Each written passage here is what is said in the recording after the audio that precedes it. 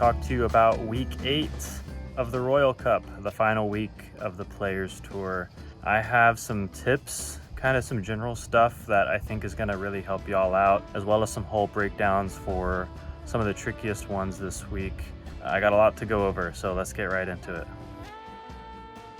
All right, so tip number 1, probably obvious, but just in case, don't play blind with a Royal bag. What I would recommend is go into play with friends, select Royal bag, select, whatever course it is you want to practice, Coyote Canyon, and then just play through. And I would get like a sticky note and a piece of paper, if you're analog like me. And, when you come up to a hole that gives you trouble, just jot it down, but just play through, really just see if there's anything that is really going to need your attention, something you really need to dig deep on and practice. So Coyote Canyon 2 is the first one that came up to me when I was doing this. You can go over the top. Even if you don't have a light glide driver, you can. And with the wind glide rive, even in a 2 headwind, this is going to clear. I really think, even though this is kind of a touchy shot, I do think this is the best play because you can go around to the right. I'm going to show you that too. If you go around to the right, it's just a terrible angle to try and get into the mouth of this like little cave here. So if you do go around to the right, you got to use the grace. You got to go up high, and you're going to land in a spot where you're probably going to go forehand rive, and you really just got to hope the sway is good and you get into the mouth here. It's a little easier to mess up this approach than you might think because you can push long on either side and then you have to lay up for a longer putt. Okay, downtown 7 was one of those holes that gave me trouble on my first playthrough. So I had to spend a little bit of time finding the aim point and the power. And what I settled on was this. I'm kind of aiming at the island, giving it a little height, and I'm taking about, 1 band of power off. And it was kind of nice how this worked out. If you hit this box that the basket is sitting on, the disc will check up and not go into the water because it has less power on it. And if you miss a little bit to the right and you hit land, you have a better chance of also sticking. So hopefully that helps y'all out. I know it helped me. So probably the most frustrating thing about a balanced bag or the Royal bag is that you don't have your normal throw-in disc. You spend all this time learning something like the fuse, or even more time learning something worse like the compass, and then you're stuck with a hope. So my advice is to just put it in your bag, play the daily challenge, play some tournaments, do something to get familiar with it, learn the distances. I find it actually does line up pretty well with the windbreak fuse in terms of like the power needed, but you got to get comfortable with it, and it's gonna take some pressure off you during the round if you can rely on it versus having to guess. So if you're thinking to yourself on a hole like Lost Island 8, I'm not gonna go for eagle here, I'm just gonna lay up, I don't need to practice this hole. You need to practice the layup. I know personally, just going forehand, I wasn't getting enough distance to even get the birdie. So you need to work a backhand line with this grace. I'm doing a turnover, which is similar to what I would do if I was going for the eagle. It's a short enough disc, it checks up. And you just gotta blast a rive, hope you get down as far as you can, clear the railroad tracks to keep from bouncing in the water.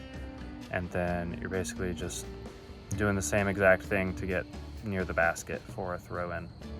If you are going for an eagle, I'll show you a line. You can slide over to the right, and I'm aiming kind of at this piece of wood here near that slat, and I'm giving it just a little bit over that full turnover of the power band and just letting it pan out.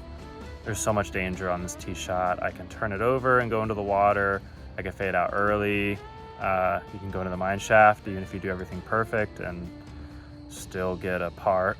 So really a layup is a great option, especially when you kind of want to bet on other people messing it up and bet on yourself for getting a birdie. But if you're down a few strokes, you need to go for it, then by all means, hopefully this line helps you out.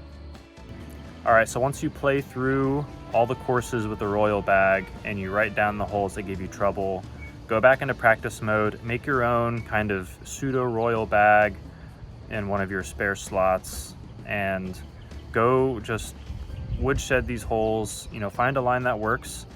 And then once you do that, write it down. Put it on like a scrap of paper, make a note on your phone, something that you can reference during the round that will help you remember what it was you were doing. And even if the wind is different, you can reference that original aim point. It's gonna make it way easier to know how to adjust. For something like multiplayer, this is impossible because there's, you know, over 250 holes that could pop up.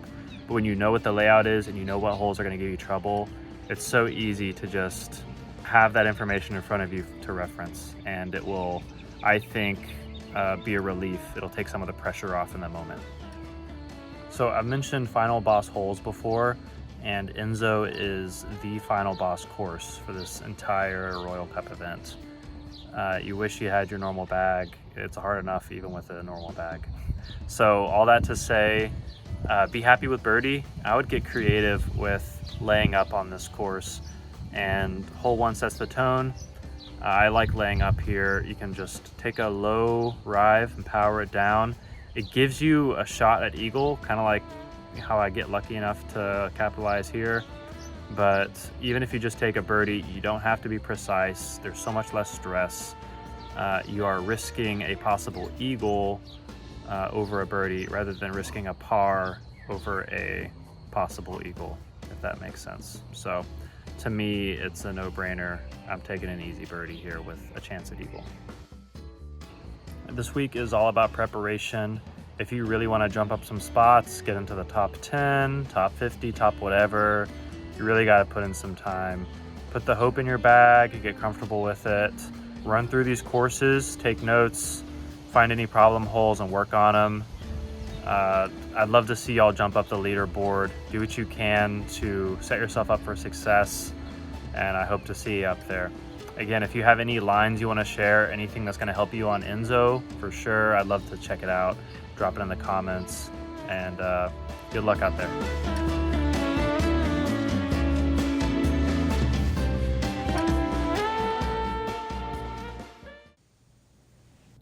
All right, so the layup on Coyote Canyon 2, you know, it's a hard line to shape. You have to go grace here. You really want to beat that. Dang it. All right, so this layup on Coyote Canyon 2 is really awkward. You have to aim high with this grace here. And you just have to shape the fairway. You really want to beat that rock. Dang it.